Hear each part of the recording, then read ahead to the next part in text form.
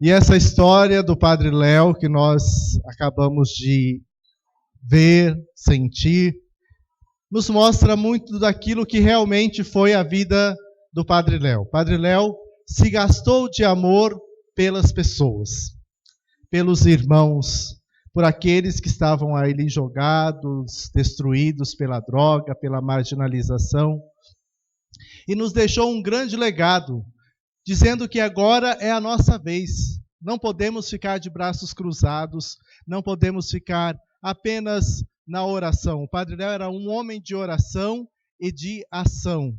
Se colocava a serviço. Tanto é que ele se gastou tanto, que deu a sua vida pelos irmãos. O que levou o Padre Léo para o céu não foi um câncer, foi aquilo que ele se gastou de amor pelas pessoas. Essa tarde eu estava preparando essa pregação, essa mensagem, e aí eu pensava muitas coisas, né, de Betânia. São coisas que acontecem todos os dias em Betânia, são coisas às vezes difíceis, né? Ontem, ou anteontem, foi ontem lá em Uberlândia? Ontem, né? Ontem, no nosso recanto lá de Uberlândia, para amanhecer ontem. Chegaram lá 4 homens armados e renderam todo mundo do recanto, assaltaram o recanto, levaram quase tudo embora. Levaram computador, muitas coisas.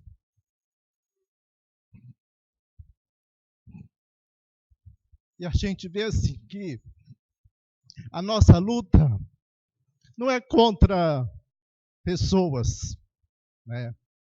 A nossa luta é contra todo um sistema, né? Aquilo que o Padre Léo plantou, aquilo que o Padre Léo fez, tem que ser continuado, né? E nós não podemos perder a esperança, né, de ver as dificuldades. Uberlândia é um dos recantos mais pobres que nós temos. E assim mesmo eles levaram tudo. E aí a gente fala assim, meu Deus, vamos continuar? Não vamos, né? Às vezes a gente pensa em desanimar, a gente pensa em fazer outras coisas, mas Deus sempre vai colocando assim no coração da gente que de fato a gente precisa lutar. A gente precisa ir adiante. Padre Léo gastou a sua vida, gastou tudo o que ele tinha de melhor. Deu o seu melhor, né? Porque no auge dos seus 45 anos, a pessoa ainda é bem, né? Já passei um pouquinho dos 45, mas me considero bem ainda, né? E o Padre Léo, então, no auge dos seus 45 anos, deixou-nos nesse mundo para ir trabalhar no outro mundo, né? E aí a gente vê assim, o quanto é importante a gente se unir, né? O quanto é importante a gente buscar as coisas do alto, de fato, acreditando que Deus vai fazer o impossível. A manifestação de Deus hoje, né, na Epifania vem mostrar que um menino tão pobre, um menino tão frágil, se torna o rei para nós, se torna o nosso Salvador. Na fragilidade desse menino, encontramos um Deus que vem até nós. Na fragilidade de um padre que deixou tudo o que ele tinha, né? E na última pregação, vocês talvez tenham assistido hoje algumas partes pela Canção Nova, a gente vê ali a fragilidade de um homem que já não tinha muita coisa para oferecer, né? Destruído pela doença, careca, magrinho, sem força, mas Deus é capaz de usar até isso, aquilo que a gente não acredita, para mostrar que a graça de Deus é possível quando nós acreditamos. Vamos ver se vocês conhecem Betânia. Quantos recantos nós temos, Betânia? Quantos? Você sabe que eu descobri que não é 8? Hoje, a hora que eu estava tomando banho para vir para cá, o Padre Léo me falou, não é 8. São 9 recantos. Vocês sabem por quê? Porque no recanto do céu, o Padre Léo está lá, acolhendo todos os filhos que nós não podemos acolher aqui. Esses dias atrás, aqui essa semana, nós tivemos um episódio de um filho nosso que morreu aqui em Nova Trento. né, na rodoviária, foi encontrado morto. E sabe para onde que ele foi? Para o recanto do Padre Léo, lá no céu. Lá no céu tem o Padre Léo, tem a Juscelia, tem a Désia, tem o Sueco. Os 4 cuidam do nosso recanto lá do céu. Aquilo que nós não podemos fazer aqui, eles estão fazendo lá. Nós não sabemos nem quantos filhos nós temos lá naquele recanto, porque são muitos. Os que passam por nós, de vez em quando a gente fica sabendo, um filho morreu ali, outro filho morreu lá. E eu descobri por que o Padre Léo quis ir logo para o céu, para acolher todos esses filhos lá no céu. É essa certeza que nós temos, que o Padre Léo lá não descansou. A gente fala assim, eu queria tanto morrer para descansar. A gente não descansa. Quem acredita em Deus, quem acredita que tem uma missão, não descansa nunca. Por quê? Porque mesmo de lá, ele está trabalhando, ele está olhando, ele está intercedendo por cada um de nós que aqui está. Às vezes a gente quer fazer tantas coisas, né? Mas a gente é limitado. Quantos filhos a gente queria acolher a mais aqui nesse recanto? Nos outros recantos que nós temos? Mas nós não temos condição porque não temos espaço físico, não temos condição porque não temos condição financeira para construir mais, para ter mais, porque não temos mais consagrados para trabalhar, porque não temos mais pessoas disponíveis, enfim, porque tem uma fiscalização que nos que vigia a gente, que a gente tem que estar dentro das normas. Enfim, a gente tem um monte de coisa que a gente gostaria de fazer e a gente não consegue fazer, porque nós não somos super-homens, não somos nem Mulher Maravilha que tenha por aí. Somos humanos, temos as nossas limitações. Gostaríamos muito de fazer muitas outras coisas, mas nem sempre a gente consegue fazer tudo o que a gente quer. Eu sei do coração de cada consagrado que está aqui, que às vezes tem que dizer não, por conta da nossa pequenez, por conta da nossa limitação. Não é porque a gente não quer acolher, não é porque a gente não quer abraçar, não é porque a gente não quer que a pessoa esteja aqui dentro, mas às vezes a gente não pode. Mas nós temos a certeza de que aquilo que a gente pode fazer, nós vamos fazer. Aquilo que nós não podemos fazer, Deus fará por nós. Assim foi o Padre Léo. Aquilo que ele não pôde fazer, ele colocou-se nas mãos de Deus. Certamente o Padre Léo não queria morrer. Ele queria ter ficado aqui, ter feito muitas outras coisas. Mas Deus quis que ele estivesse lá no céu para organizar um pouco aquele recanto. O recanto é um lugar que dá bastante trabalho, né? A gente sabe que tem uns filhos bem cabeça dura, como nós também, né?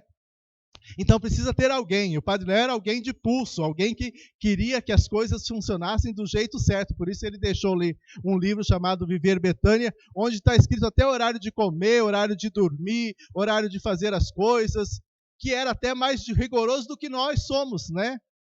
Se a gente for analisar o Viver Betânia mesmo, tem muita coisa que hoje a gente nem faz. Por quê? Porque a gente sabe que a rigorosidade do Padre Léo era bastante grande. Mas nós vamos aprendendo, vamos convivendo e vamos crescendo no amor, vamos crescendo na caridade, no acolhimento das pessoas. Hoje agradecemos muito a Deus por todo o bem que o Padre Léo fez por tantas pessoas e que continua fazendo. Olha, vocês não imaginam o tanto de pessoas que colocam seu testemunho. Hoje, antes de vir para mim, eu estava olhando lá, na nossa página, lá dizendo assim, olha, eu parei de fumar faz 5 anos, por conta de uma pregação do Padre Léo, nunca mais eu fumei.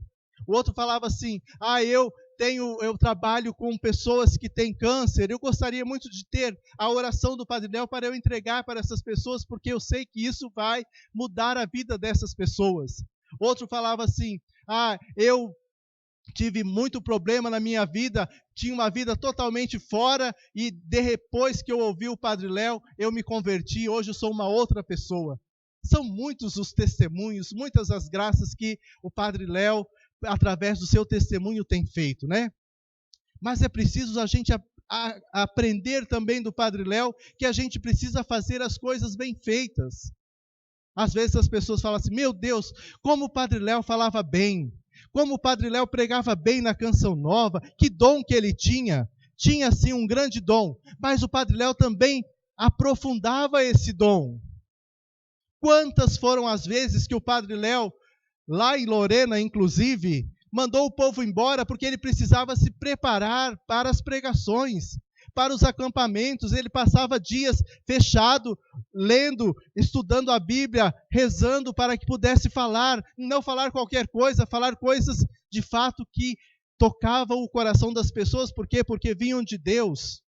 Então nós também temos que aprender isso. Se nós temos um dom, glória a Deus, mas nós não podemos ficar apenas na periferia das coisas. A gente tem que aprofundar, a gente tem que estudar, a gente tem que trabalhar, a gente tem que fazer bem as coisas para que a gente possa contribuir com aquilo que Deus nos deu. Dar a nossa contribuição.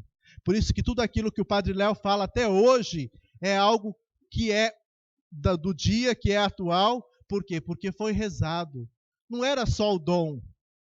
Às vezes as pessoas podem pensar assim, o Padre Léo chegava lá e pregava tudo. Não, ele preparava. Se vocês subirem lá no memorial, vocês vão ver algumas Bíblias riscadas.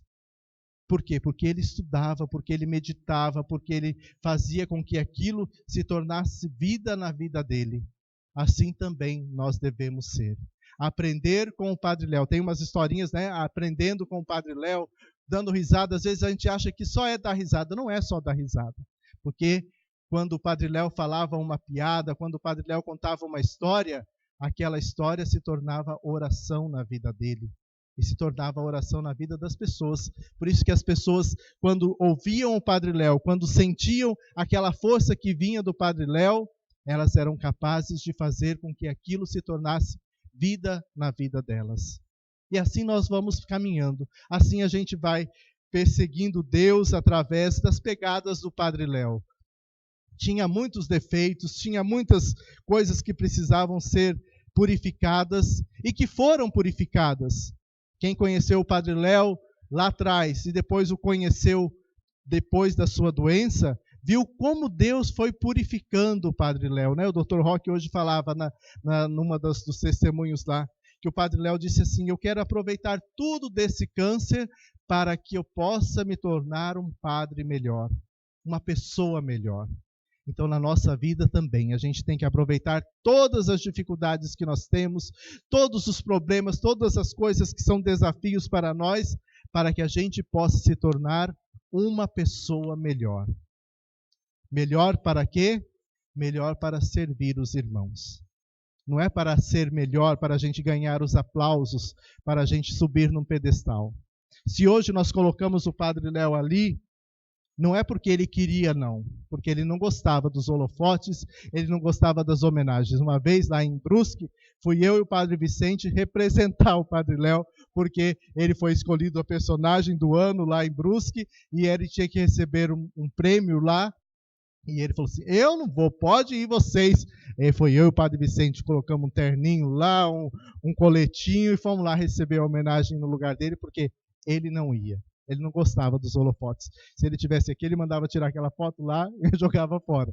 Mas como ele não está, né, pelo menos fisicamente, porque a presença física é a mais pobre das presenças, então nós colocamos ele lá para mostrar que quando a gente segue a Deus, quando a gente se deixa se tornar instrumento de Deus, Deus faz com que a gente esteja num lugar de destaque. Não para sermos melhor do que os outros, mas para sermos melhor para os outros.